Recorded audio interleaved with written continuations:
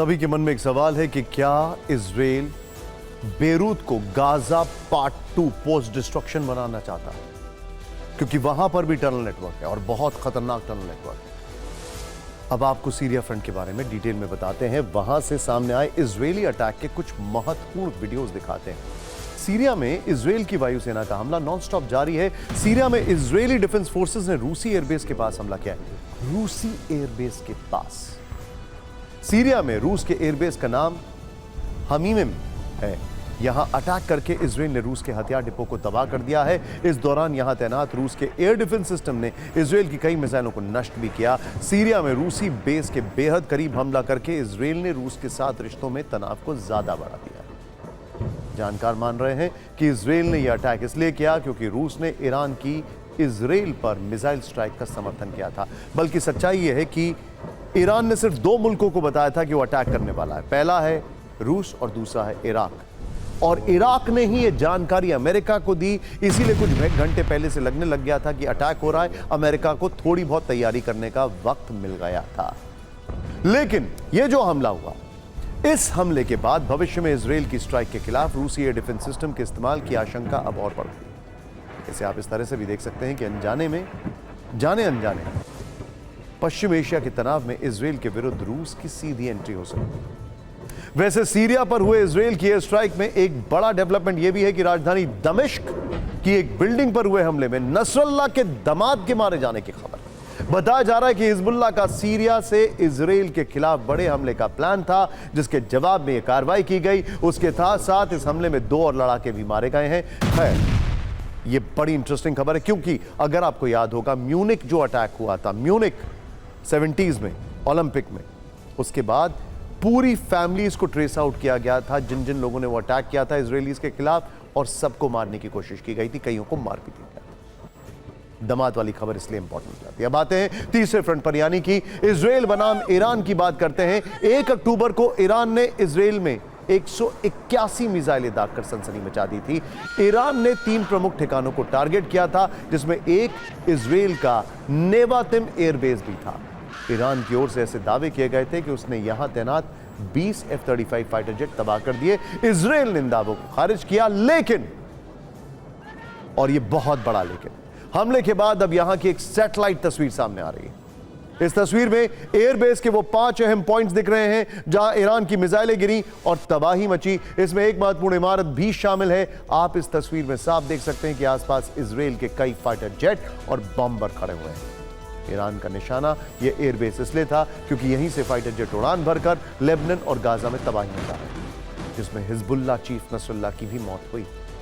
और उसी हमले का बदला ईरान ने 1 अक्टूबर को लिया। लेकिन अब इस अटैक के बाद से ईरान और इजराइल में तनाव बढ़ चुका है। इजराइल का के जवाब देने का खौफ कुछ इस तरह है कि ईरानी राष्ट्रपति मसूद पेजेश्कियन कतर के दौरे पर निकले तो आसमान में उनके विमान को 3 F-14 फाइटर जेट ने एस्कॉर्ट किया।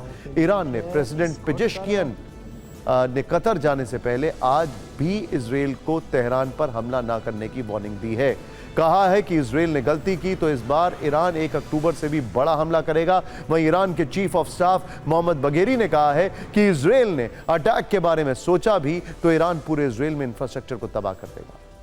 ईरान ने इस बीच युद्ध की तैयारी का एक वीडियो भी जारी किया है, जिसमें यह दावा किया जा रहा है कि वो अपनी विनाशक बैलिस्टिक मिसाइलों को सीक्रेट ठिकानों पर भेज रहा है और हाइपरसोनिक फतेह मिसाइल को रेडी टू अटैक मोड में रखा है, यानी साइलोज को एक्टिव कर दिया।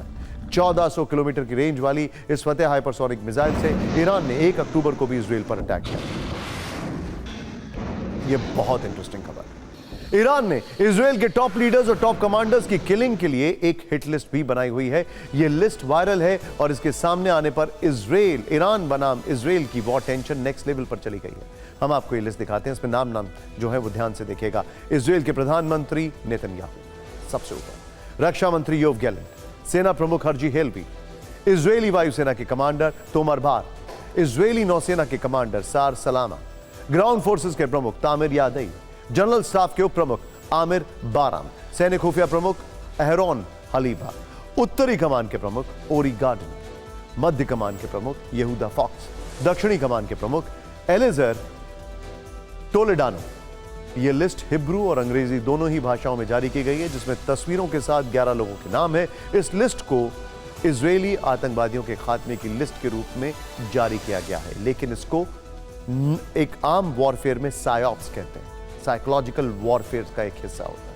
अब उस सवाल पर आते हैं जो पिछले 2 दिन से लगातार पूछे जा रहे हैं कि इजरायल अगर ईरान पर हमला करेगा तो उसका पैमाना क्या होगा। कल हमने आपको इससे जुड़ी 4 आशंकाएं बताई। इजरायल ईरान के ऑयल रिफाइनरीज को टारगेट कर सकता है, इजरायल ईरान के परमाणु ठिकानों को टारगेट कर सकता है, इजरायल ईरान के एयर डिफेंस को नष्ट कर सकता है, या फिर इजरायल ईरान के टॉप लीडर्स की हमास चीफ हानिया की तरह टारगेटेड किलिंग कर सकता है। लेकिन अब इसमें एक अपडेट है। न्यूयॉर्क टाइम्स ने इजरायल में टॉप सोर्सेज के हवाले से रिपोर्ट किया है कि इजरायल की सेना ईरान के सैन्य बेस, एयर बेस को टारगेट कर सकती है। ईरान के मिसाइल साइट पर बंकर बस्टर से हमले की तैयारी, ईरान के ऑयल फैसिलिटी पर बड़ा हमला हो सकता है। इजरायल अमेरिका की कड़ी आपत्ति के बाद ईरान के न्यूक्लियर प्लांट पर हमले से बच सकता है। ईरान पर हमला कब करना है, कैसे करना है, इस पर इजरायल में चर्चा जारी है और इजरायल इस बार यह नहीं सोच रहा है कि यह रीजनल कॉन्फ्लिक्ट कितना बड़ा ग्लोबल कॉन्फ्लिक्ट बन जाएगा, क्योंकि अब इजरायल की साख पर आ गया है। यानी जो एडवांटेज इजरायल को मिला था नसरुल्लाह को मारने के बाद, पेजर ब्लास्ट करने के बाद, वो ईरान के इस हमले के बाद इजरायल ने एडवांटेज लूज किया है अपनी नॉर्मल ऑडियंस के बीच में। यानी यह साफ है कि इजरायल ईरान के परमाणु ठिकानों को टारगेट नहीं करेगा। असल में इसके पीछे की वजह अमेरिका को बताया जा रहा है। ईरान के हमले के बाद इटली की पीएम जॉर्जिया मेलोनी ने G7 देशों की इमरजेंसी मीटिंग बुलाई थी। इस मीटिंग में G7 में शामिल सभी 7 देशों ने ईरान के हमले की कड़ी निंदा की। इस मीटिंग के बाद बाइडेन ने बयान दिया कि इजरायल को ईरान की न्यूक्लियर साइट पर अटैक से बचना होगा। बाइडेन ने इसके साथ ही ईरान पर नए और कड़े प्रतिबंधों को लगाए जाने की बात की। लेकिन अब से थोड़ी देर पहले ब्रेकिंग न्यूज हम आपको बताते हैं। बाइडेन ने कहा कि वो ईरान के तेल ठिकानों पर हमले को लेकर विचार कर रहे हैं। अमेरिका में ईरान के तेल ठिकानों पर हमले को लेकर टॉप लेवल बातचीत हुई है। ईरान के इजरायल पर मिसाइल हमले के बाद यह अमेरिका का सबसे बड़ा बयान माना जा रहा है।